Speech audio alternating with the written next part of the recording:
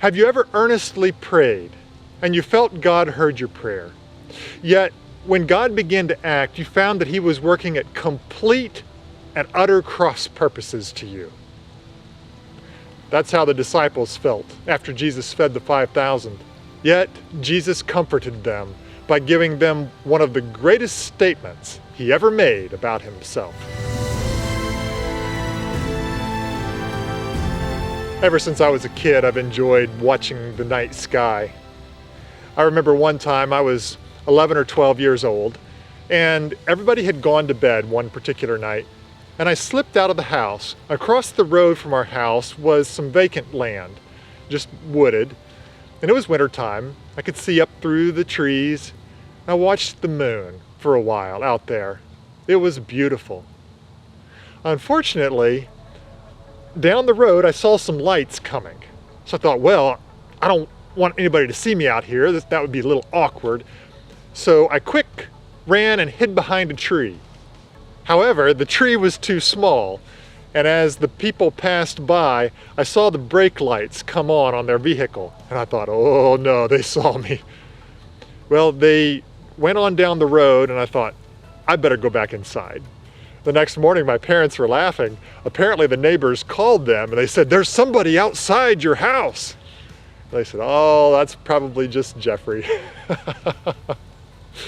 I still enjoy watching the night sky, seeing the Milky Way from some remote area, or watching the moonlight filter down through the trees. It's delightful. In all the years that have passed since I was a kid, the moon hasn't changed. It still looks just the same. It's timeless. It is what it is, unaffected by what we do here on earth. That's the way it is with Jesus too. He's unswayed by any human efforts to fit Him into a certain mold. When Jesus fed the 5,000, the people were amazed. They wanted to come right then and there and make Him king. In fact, they were going to come by force and make Him king. Just imagine it. Here was an individual who could feed an entire army with just one boy's lunch. He could heal people that were wounded in battle, or even raise them from the dead. And His teaching was all good. However, Jesus interrupted their plans. In Matthew 14:22, it says that Jesus compelled the disciples to get into the boat and go to the other side of the sea. And He stayed behind and dismissed the crowds and spent some time in prayer. Imagine the disciples out there on the sea. Jesus had just passed up a golden opportunity, an instant army of 5,000 men. If He let this kind of opportunity go by, what kind of opportunity was He waiting for? It had already become dark, and the disciples had rowed 3 or 4 miles out onto the sea. All the while, these troubled thoughts were running through their minds. Then Jesus came, walking out across the surface of the water. The disciples, when they saw Him, were terrified. They thought He was a ghost. One time, near university, I was out in a field watching the night sky, and about 50 yards away, I noticed this indescript whitish form that was moving. Well, I thought to myself, I don't believe in ghosts, spirits coming back from the dead and terrorizing the living. I'm not going to let this scare me. So I got up my courage and I began walking toward that shape. I got within about 10 or 15 yards and realized that it was a blanket. And there was somebody under that blanket. There was a white patch on the blanket, and every time they moved, the white patch on the blanket would move. I can only imagine how they felt, this shadowy form walking straight toward them in the dark. But it was not a ghost. And neither was Jesus a ghost while He was walking on the sea. Yet the disciples cried out in terror. Jesus, though, quickly called out to them and said, "It is I. Do not fear."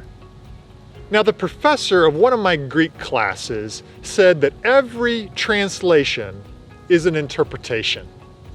And that is true of this case as well. If you look at the original Greek, it says, ego Eimi, me fabesta. That's translated literally, I am. Do not fear. Now, if somebody uses a verb of being, there should be a predicate. I am Jeff, or I am tall, or I am an engineer. If there's not a predicate, there should at least be an implied predicate. For instance, are you Jeff? And I say, I am. However, in this case, there is no predicate. There is no implied predicate. Jesus just says, I am. Do not fear. This is a theme in the book of John. Multiple times, Jesus uses this statement without a predicate. He told the Jews, unless you believe that I am, you will die in your sins. And they said, who are you? They couldn't understand because there was no predicate. And later he told the Jews, before Abraham was born, I am. These I am statements harken back to the burning bush. God told Moses to go free the children of Israel. And Moses asked God, who shall I say sent me? And God replied, I am who I am. And he went on, thus you shall say to the sons of Israel, I am has sent me to you. This is my name forever, and this is my memorial name to all generations. God took the name I am, and that's what Jesus was calling himself. I am. Do not fear. Jesus is who he is. He's unfazed by circumstances.